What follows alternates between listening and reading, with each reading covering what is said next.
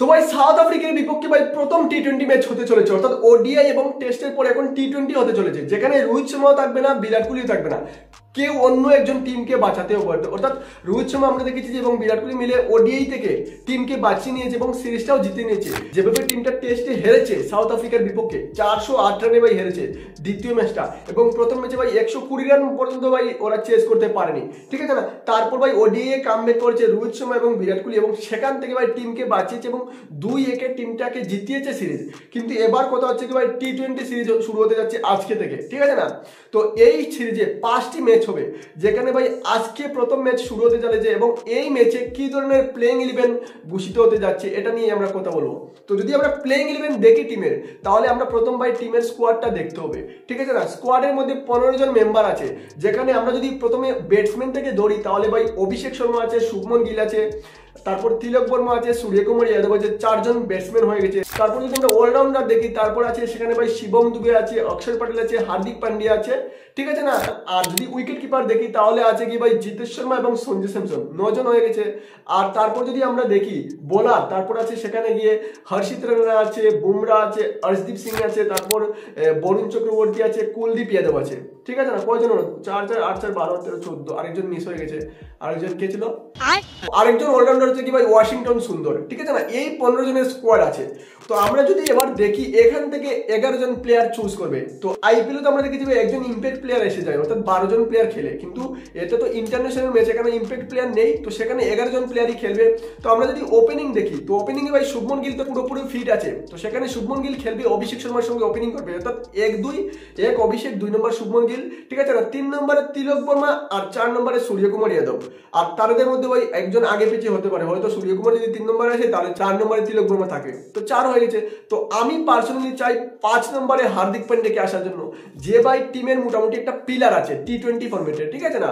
টিমকে ভালো স্ট্রাইক রেটে ভাই ব্যাটিংও করে দিতে পারবে, তাবড়তোড়ও খেলতে পারবে, স্পিনারও খেলতে পারবে, তারপর যদি উইকেটও পড়ে যায় তাহলে সামলাতেও পারবে। তো সেই দিক দিয়ে আমি চাই হার্দিক পান্ডিয়া 5 নম্বরে আসুক, ঠিক আছে না। অনেক সময় আমরা দেখেছি যে অক্ষর প্যাটেলকে আগে পাঠিয়ে দেয়, তো আমরা তো দেখেছি ভাই আমাদের টি-20 ফরম্যাটে এখন ভাই লেফট হ্যান্ডেড ব্যাটসম্যান আছে। তো আমি চাই যে 5 নম্বরে হার্দিক পান্ডিয়া আসুক। 6 নম্বরে আমি চাই যে শিবম দুবেকে তো টিম খেলাবে, ঠিক আছে না, তাকে অলরাউন্ডার হিসাবে খেলাচ্ছে টিম, আর আমি জানি যে ওকে এবারে সুযোগ দেবে। কিন্তু আমি আরেকটা জিনিস চাই যে 6 এর পরে তাকে আর সুযোগ দিয়ে লাভ নেই, ঠিক আছে না। তো 6 নম্বরে আমি চাই শিবম দুবে খেলুক।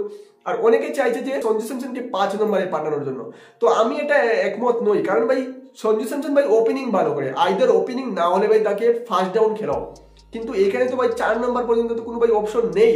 তো আমি চাই না যে সঞ্জু স্যামসনকে আর তারপরে আর পাঠাক, 5-এ ভাই পাঠিয়ে লাভ হবে না আমাদের, কারণ 5-এ তো আমাদের ব্যাটসম্যান আছে। তো 5 নম্বরে তো হার্দিক পান্ডিয়া আছে, 6 নম্বরে যদি আমি দেখি শিবম দুবে, তাহলে 7 নম্বরে আমি ভাই যদি সঞ্জু স্যামসনকে না নেই তাহলে আমি দেখবো জিতেশ শর্মা, আর আমি এখানে জিতেশ শর্মাকেই ফার্স্ট প্রায়োরিটিটা দেবো, ঠিক আছে না। 7 নম্বরে জিতেশ শর্মা, তারপরে 8 নম্বরে আমাদের আরেকটা অপশন আছে ভাই অলরাউন্ডারের অপশন, হ্যাঁ অক্ষর প্যাটেল আছে আর ওয়াশিংটন সুন্দরও আছে। তো আমি এখানে ভাই অক্ষর প্যাটেলকে ফার্স্ট প্রায়োরিটিটা দেবো, কারণ হচ্ছে কি সে ভাই বোলিংও করবে, তারপর ভাই ব্যাটিং দিয়ে ভাই টিমকে ভালো একটা যোগদান দিতে পারবে। তো 8 নম্বরে আমি তাকে চাই, ঠিক আছে না। তারপর ভাই 3টা স্লট খালি আছে, যেখানে ভাই আমি 2টো ফাস্ট বোলার নেবো, হ্যাঁ অর্শদীপ সিং এবং ভাই বুমরা দুজনকেই আমি নেবো, ঠিক আছে না। 10 পর্যন্ত হয়ে গেছে, আর মাত্র একটা স্লট খালি আছে, যেখানে ভাই সবাই জানে যে একটা স্পিনার খেলাবে। তো একটা স্পিনারের মধ্যে কুলদীপ যাদব আছে, আর আছে গিয়ে বরুণ চক্রবর্তী। তো এই দুজনের মধ্যে যদি আমি কম্পেয়ার দেখি, আমি যদি ভাই সবকিছু লাগাই দেখি, সমীকরণ লাগে, আমি বরুণ চক্রবর্তীকে প্রথম প্রায়োরিটিটা দেবো, অর্থাৎ 11 জন প্লেয়ার হয়ে গেছে। এবার কোথাও হচ্ছে কি ভাই অনেকে চাইছে যে কুলদীপ যাদব এবং বরুণ চক্রবর্তী দুজনকেই খেলাবে।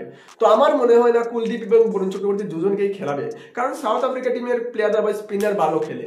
তার পাশাপাশি যে উড়িষ্যার যে কটকের যে স্টেডিয়ামটা, ঠিক আছে না, বারাবতী স্টেডিয়াম, সেখানে ভাই ডিউ তো আসবে, ঠিক আছে না। তো ডিউ আসবে, তো সেখানে দুজন স্পিনার খেলে লাভ নেই। তাছাড়া আমাদের কাছে স্পিনার তো আছে, একটা মেন স্পিনার বরুণ চক্রবর্তী, তার পাশাপাশি অক্ষর প্যাটেলও বোলিং করে দিতে পারবে, ঠিক আছে না। তো আমাদের দেখো হার্দিক পান্ডিয়ার একটা বোলিং অপশন আছে, বুমরা অর্শদীপ সিং, তো 2টা বাই 3টা ফাস্ট বোলিং অপশন আছে, শিবম দুবেও 1-2 ওভার ঢেলে দিতে পারবে, তারপর অক্ষর প্যাটেলও আছে, তারপর বরুণ চক্রবর্তীও আছে, ঠিক আছে না। তো আরেকটা জিনিস যদি দেখি, অনেকে বলছে ভাই, অনেকে কি বলছে, বিশেষ করে ভাই গৌতম গম্ভীর বলছে যে হর্ষিত রানাকে খেলাতে হবে, কারণ সে তার পুরো শিষ্য, ঠিক আছে না, তার সে হচ্ছে কি ভাই গুরু, হর্ষিত রানার গুরু।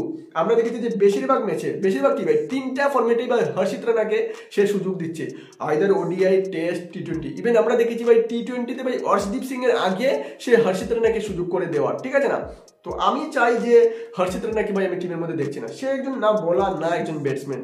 অনেকে হয়তো বিশেষ করে ভাই গৌতম গম্ভীর তাকে হয়তো ভাই একজন অলরাউন্ডার হিসাবে দেখে। আমি দেখেছি যে তাকে, আমরা দেখেছি যে এর আগে একটা ম্যাচে, অস্ট্রেলিয়ার বিপক্ষে ম্যাচে ভাই তাকে আগে পাঠিয়ে দিয়েছে, যেখানে ভাই সে 35 বলে 30 রান করেছে এবং উইকেট তো একটা নিয়েছে মাত্র। তো আমার মনে হয় সেখানে অর্শদীপ সিং খেলাটাই বেশি ভালো, ঠিক আছে না। অনেকে হয়তো তোমরা হয়তো অনেকটা ভাই রিলেট করতে পারছো। তো আমি চাই যে এখানে ভাই হর্ষিত রানা না দেখে এখানে চাইছি যে অর্শদীপ সিং এবং বুমরা দুজনেই খেলো। আর হার্দিক পান্ডে তো আছে আমাদের কাছে 3টা বোলার, শিবম দুবেও আছে, বরুণ চক্রবর্তী খেলবে, অক্ষর পটেল খেলবে, ঠিক আছে না। কিন্তু তোমাদের কি মনে হয় বরুণ চক্রবর্তী এবং কুলদীপের মধ্যে কাকে খেলানো দরকার, ঠিক আছে না। আমি তো ভাই বরুণ চক্রবর্তীকে বলে দিলাম। আর আরেকটা কথা যে হর্ষিত রানাকে কি টিম সুযোগ দিয়ে দেবে, এখানে এটাও একটা ভাই একটা ব্যাড হেডেক আছে। তারপর ভাই আরেকটা কথা আছে যে জিতেশ শর্মা এবং সঞ্জু স্যামসনের মধ্যে কাকে খেলাবে। আমি চাই যে জিতেশ শর্মাকে খেলাক, কারণ ভাই 5-এর পরে অর্থাৎ 3-4-এর পরে ভাই সঞ্জু স্যামসন এসে কিছু একটা করতে পারবে না। তাছাড়া আমাদের ব্যাটসম্যান আছে, একটা ওই পার্টিকুলার পজিশনের জন্য আমাদের কাছে ভাই পার্টিকুলার ব্যাটসম্যান আছে। তো কেন আরেকজনকে ভাই ওপেনিং থেকে এনে 5 নম্বরে সুযোগ দেওয়ার, ঠিক আছে না। আর জিতেশ শর্মা এমন একজন ব্যাটসম্যান আমরা দেখেছি, এই গত আইপিএলেও দেখেছি, তার আগেও দেখেছি তার কাবিলিয়তটা, ঠিক আছে না। নিচের দিকে এসে ভালো ব্যাটিং করতে পারে, তারপর তাবড়তোড় ব্যাটিং করতে পারে, একটা রেসপন্সিবিলিটি নিয়ে করতে পারে, তারপর ভালো উইকেট কিপিং স্কিলও আছে তার কাছে। তো আমি চাই যে সেখানে এই ধরনের টিম, অর্থাৎ 1 নম্বর শুভমন গিল, 2 নম্বর অভিষেক শর্মা, 3 নম্বর সূর্যকুমার, 4 নম্বর তিলক বর্মা, 5 নম্বর হার্দিক পান্ডে, 6 নম্বর শিবম দুবে, 7 নম্বর জিতেশ শর্মা, 8 নম্বর অক্ষর পটেল, ঠিক আছে না, যে ব্যাটিং বোলিং দুটো অপশন দিয়ে দেয়। তারপর বুমরা, অর্শদীপ 9-10 আর 11 বরুণ চক্রবর্তী। বাকি তোমাদের কি মনে হয় কোন প্লেয়ারগুলো নিয়ে এই ম্যাচের মধ্যে প্রথম ম্যাচে নামবে, অর্থাৎ প্লেইং 11 কি হতে চলেছে, তোমরা কমেন্ট করে বলে দিও। যদি ভিডিও ভালো লাগে তাহলে লাইক শেয়ার করে দিও, আর ভালো না লাগে তো না, ঠিক আছে না। তো মিলছি আরেকটা ভিডিওতে, ততক্ষণের জন্য বাই বাই।